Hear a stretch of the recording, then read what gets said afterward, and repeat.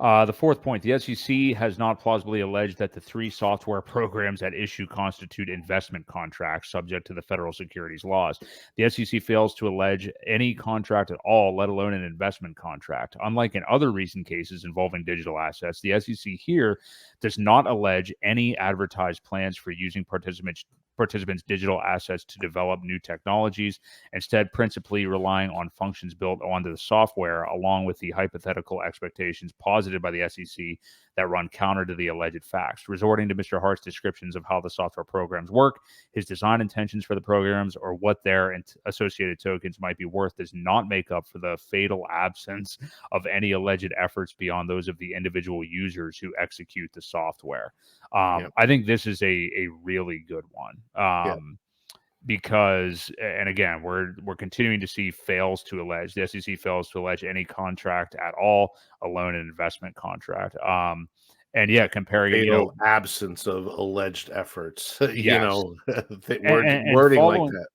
And they even kind of intimate here what Richard Hart did today and others about like how important this case is, because essentially dumbing it down, TLDR, that he has more of a case than any suit that the SEC has brought against anybody, really. And that's why this one's so important for precedent setting, and why other people, big channels, need to be covering it, and hopefully they will soon. But what do you make of these points? Yeah, absolutely. I mean, we just look at Hex first, and the only thing is software that somebody runs. They have to run it. They have to press the button. They have to mint the new coins.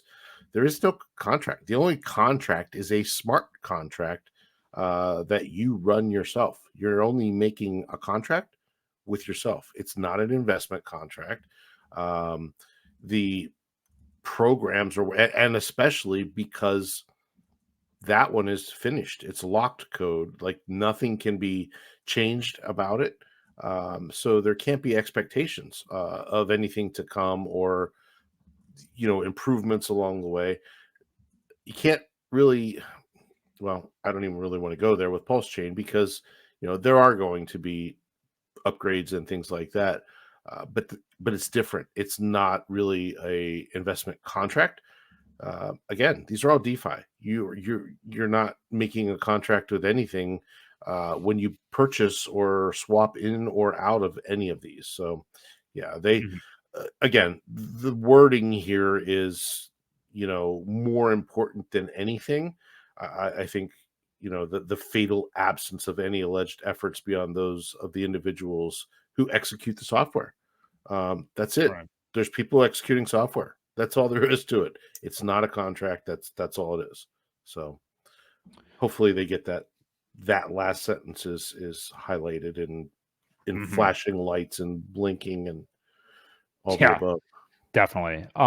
Their fifth and final point here. So fifth, the SEC's case amounts to an unconstitutional infringement on the First Amendment guarantees of freedom of speech and association for Mr. Hart and those who execute the Hex, Pulse Chain, and PulseX software programs. The complaint reads as a selective review by a disgruntled critic of hundreds of hours of Mr. Hart's public speech about blockchain technologies. The SEC seeks to recast Mr. Hart's live commentary into securities offerings and therefore penalize him for expressing his views about the technologies and their potential. This action also threatens to stifle protected speech uttered on the blockchain, including the computer code underlying software programs that the SEC aims to shut down, along with the free expression of thousands of people across the world who have etched their beliefs into the immutable digital ledger created by this software. So this goes back to the thing we already talked about, like the freedom of speech and First Amendment. Yep. Do you have any additional thoughts on this? Not much. Yeah, I mean, that pretty much says it right along. They're trying to shut something down that can't be software on the blockchain. So yeah, no, there's not a whole lot to say about this one. It's just that goes back to the freedom of speech thing. So yeah, they pretty much covered it.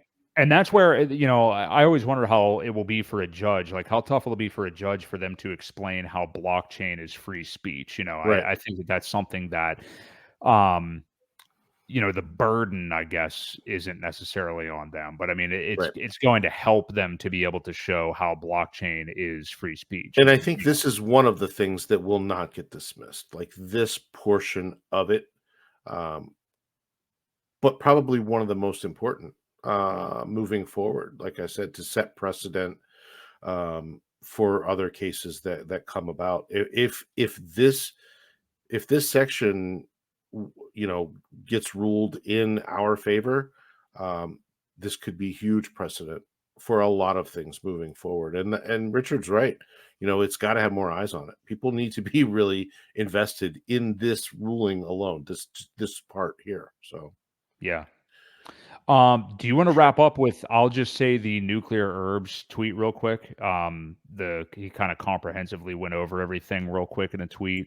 If the you want to most pull that recent up. one, The one you sent me before we went on the air, yeah. yeah, Um, yeah. bookmarked it here. Hang on. So just to kind of get nuclear herbs, and if you are new to this or you're not familiar with him, he's an attorney out in Arizona that has done a lot of work. He's in his 50s now, and I think retired from it. But he's been following this for quite some time, and he has great analysis on everything that goes on in this case. But so he says after reading this memorandum that taking a short break from more detailed read of the motion and figured I'd share something. He says, I've read probably thousands of briefs in my life. Most are decent. I've read some that I'm convinced were written by coked up chihuahuas running across keyboards. Very few are very high quality. This is one of the best I've seen ever.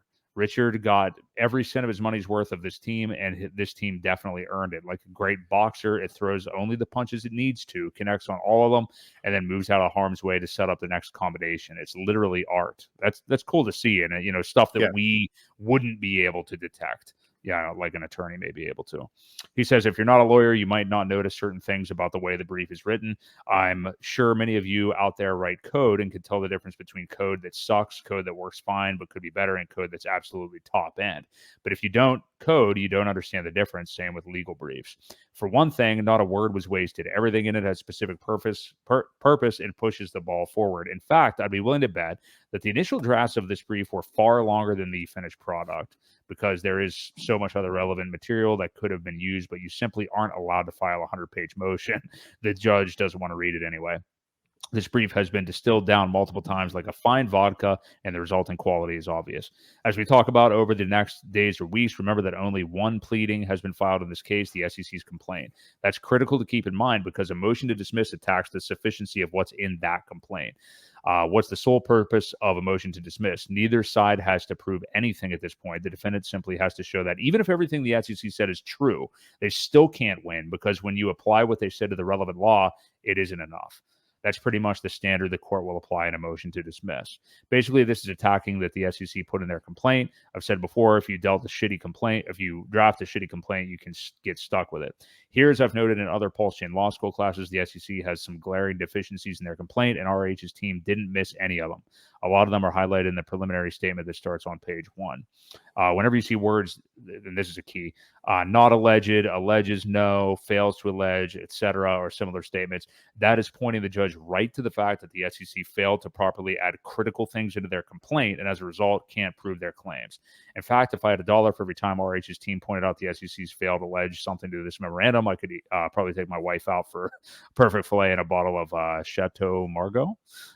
There are generally two reasons the SEC would fail properly allege something. Either they suck at their job, or they simply didn't have the goods. I guess there's a little of column A and column B. We agree with that.